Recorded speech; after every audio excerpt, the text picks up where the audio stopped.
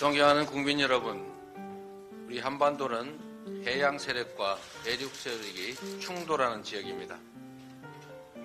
이를 기회로 활용할 때 우리는 흥했고, 강대국 사이에 휘둘릴 때 우리는 위기였습니다.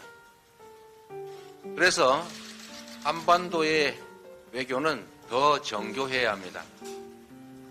주권국가로서 제1의 외교 원칙은 바로 국익이어야 합니다. 한반도의 평화를 지키고 국민들의 안전과 안녕, 그리고 나아가 번영을 도모해야 합니다. 이번 윤석열 대통령의 한미 정상회담도 그러하기를 바랍니다. 대통령과 외교 당국의 어깨에 큰 짐이 놓여 있습니다. 최근 벌어지는 외교 사태에 대한 우리 국민들의 우려가 매우 큽니다. 윤석열 대통령은 지난 19일 로이터 통신과의 인터뷰에서 우크라이나에 대한 군사 지원, 무기 지원 가능성을 공개적으로 언급했습니다. 우리 국민과 국제사회에 천명했던 살상 무기 제공 불가 원칙을 아무 배경 설명도 없이 저버린 것입니다. 대통령의 발언은 한국과 러시아 관계에 경랑을 몰아오고 있습니다. 크렘린궁은 전쟁 개입이라며 강하게 반발했고, 러시아 최고위 인사는 북한에 대한 최신 무기 공급까지 언급했습니다. 만약에 실제 우크라이나에 대한 무기 지원이 이루어진다면 그 파장과 충격은 상상을 초월할 것입니다.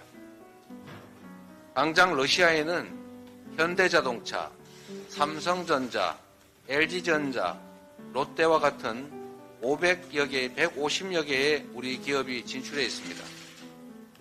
현지 자산 규모만도 7조 6천억 원에 달한다고 합니다.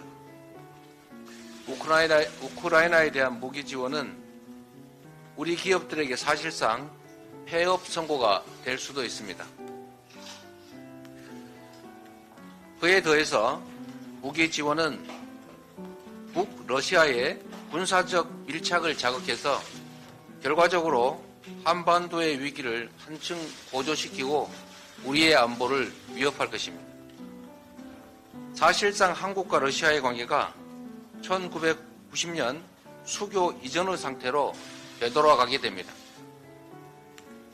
무엇보다 세계 유일의 분단 국가로서 분쟁 지역에 살상 무기를 제공하는 것은 자가당착이기도 합니다. 전쟁 지역에 살인을 수출하는 국가가 무슨 염치로 국제사회에 우리 한반도의 평화를 요청할 수 있겠습니까? 윤석열 대통령은 무기 지원 발언의 진위를 국민께 직접 소상히 설명드리고 사과하실 것을 충원드립니다. 그리고 잘못된 발언을 철회하시기 바랍니다. 대통령이 중국의 반발을 부를 것이 뻔한 대만 해협 문제를 직접적으로 거론한 것도 납득하기 어려운 자충수입니다. 윤석열 정권 출범 이후에 한중 관계는 이미 악화일로입니다. 최대 흑자국이었던 중국이 최대 적자국으로 전환됐습니다. 그 반면에 북중 간의 협력은 더욱 확대되는 중입니다. 많은 전문가들이 양국 관계가 수교 이후에 최악의 위기를 맞았다고 진단하고 있습니다. 이런 상황에서 대만 문제를 직설적으로 정면으로 거론하는 것은 양국 관계 악화에 기름을 붓는 것입니다. 대만 해협에서의 위기가 곧 한반도의 위기로 대한민국 안보의 위협으로 전가될 가능성이 매우 높습니다. 자칫 사드 사태와는 비교도 안 되는 엄청난 피해를 우리 국민과 기업들이 입을 수도 있습니다. 한반도의 평화와 안정, 국익을 위해서 필수적인 중국, 러시아와의 우호 관계를 훼손하면 안 됩니다. 굴욕적인 일본 외교의 복구도 여전히 난망합니다. 한일 정상회담 이후에 일본 해상보안청 순시선이 독도 인근 해역에 무려 8차례나 출몰을 했다고 합니다. 우리 해양조사선의 정당한 독도 수역 조사 활동도 지속적으로 방해하고 있습니다. 일제의 조선 침탈의 시작점이었던 윤효호 사건을 다시 보는 듯하다는 지적까지 나오고 있습니다.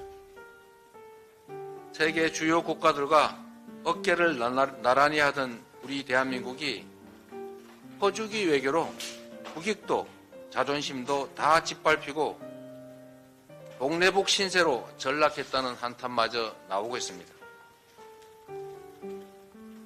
국방 외교는 보수 정권이 열어놓은 것입니다. 보수 정권 스스로 자신들의 선배들이 닦아놓고 역대 정부가 안정적으로 발전시킨 국방 외교의 기틀을 통째로 무너뜨려서야 되겠습니까? 존경하는 국민 여러분, 말 한마디로 천냥빚을 갚는다고 합니다. 외교에서야 오죽하겠습니까? 진영 대결의 장기말을 자처하면서 나라와 국민을 벼랑으로 모는 우를 더 이상 범해서는 안 됩니다. 거듭되는 외교안보 참사를 막기 위해서 초당적 범국가적 역량을 하나로 모을 때입니다. 우리 민주당은 외교당국이 소기의 성과를 얻을 수 있도록 당의 총력을 기울여 적극 협력하겠습니다. 대통령께서도 오는 한미 정상회담에서 우리 국익을 위한 성숙한 외교전에 나서 주시기를 바라면서 반드시 관철시켜야 할 다음에 6가지 사안들을 당부드리고자 합니다. 첫째는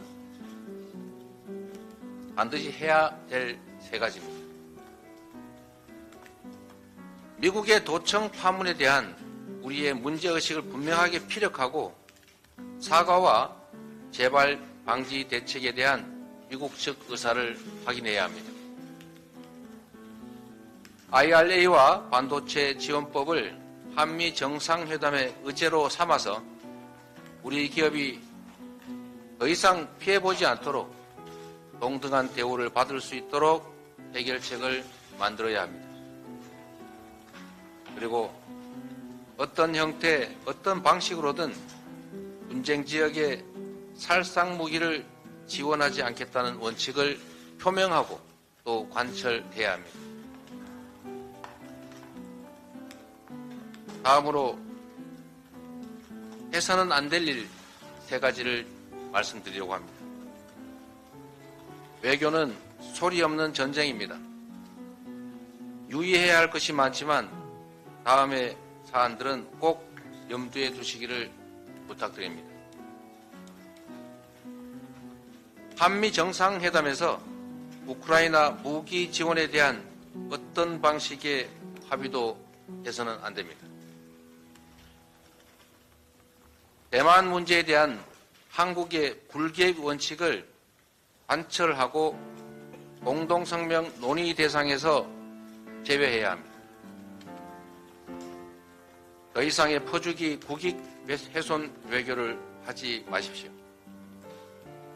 국격 저하, 국익 훼손, 국민 불안을 이야기하는 대통령발 외교 참사를 우리 국민은 더 이상 용납하지 않을 것입니다.